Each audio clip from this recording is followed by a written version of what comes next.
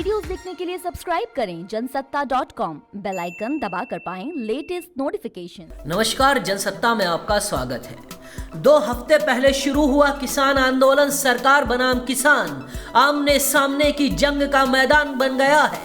नए कृषि कानूनों के खिलाफ सड़कों पर उतरे किसान झुकने को तैयार नहीं है। तीनों कृषि कानूनों को रद्द करने की मांग को लेकर किसानों ने अपने आंदोलन की धार को और तेज कर दिया है। दिल्ली के बॉर्डर पर बैठे हुए किसान ऐलान कर रहे हैं सरकार को कानून वापस लेने होंगे। सरकार किसानों की बात मानने को तैयार है, लेकिन अपनी शर्तों पर। सरकार कुछ पॉइंट पर विचार करने को राजी है, कुछ पॉइंट में सुधार करने को राजी है, लेकिन कोई भी कानून लेने को तैयार नहीं है। देखो, दोनों को पीछे हटना पड़ेगा।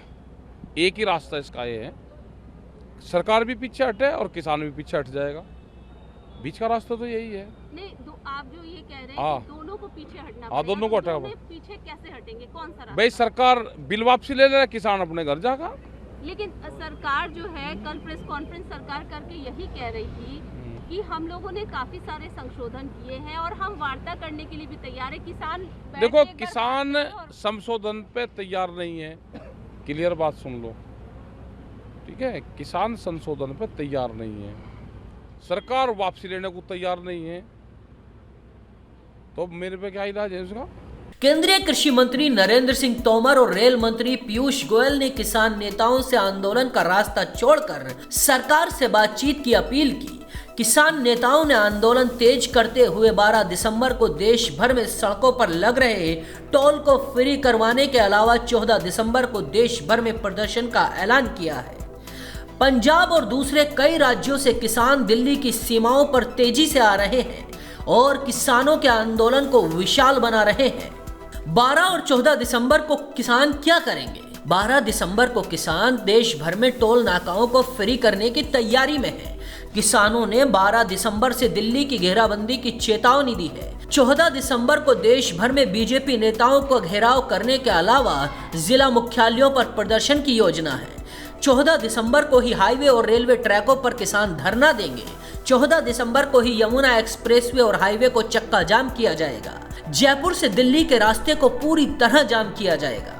किसानों ने सोनीपत में रिलायंस मॉल ही बंद करवाकर उस पर ताला लगवा दिया है। किसान नेताओं ने केंद्र सरकार के संशोधन के लिखित प्रस्ताव को खारिज कर दिया है और सभी किसान नेता तीनों कृषि कानूनों को रद्द करवाने और एमएसपी गारंटी कानून लागू करवाने पर अडिग है। लेकिन इसी बीच सरकार के साथ समझौता न होने के चलते हरियाणा की खट्टर सरकार को समर्थन करने वाली जेजेपी की चिंताएं बढ़ गई है।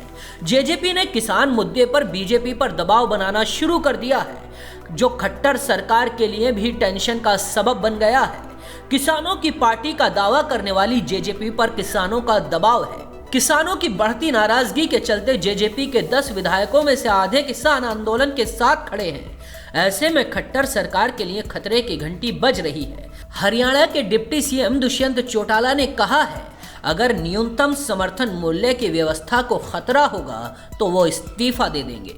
तो स्पष्ट पहली सेकंड कर चुका हूँ कि आज किसान को उसकी फसल का दाम जो आज वो मांग रहा है एमएसपी पे तौर पर, जब तक मैं अश्योर कर पाऊंगा मैं यहाँ बैठूँ। जिस दिन मैं अश्योर नहीं कर पाऊंगा, मैं सबसे पहले इस्तीफा देकर बाहर जाने का काम करूँ। बता दें, हरियाणा में 2019 में हुए विधानसभा चुनाव में बीजेपी अपने दम पर बहुमत का आंकड़ा नहीं जुटा सकी थी, लेकिन उसने दुष्यंत चौटाला के 10 विधायकों के समर्थन से हरियाणा में सरकार बनाई थी।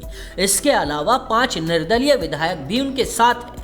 जेजेपी को ग्रामीण इलाकों में वोट मिला था, जो किसान मजदूरों का वर्ग माना जाता है। अब इन्हीं किसानों की लड़ाई में सरकार पर संकट मंडराने लगा है। अगर केंद्र सरकार ने किसानों की मांग नहीं मानी तो खट्टर सरकार खतरे में आ सकती है। ऐसी ही जानकारियों के लिए देखते रहिए जनसत्ता.com।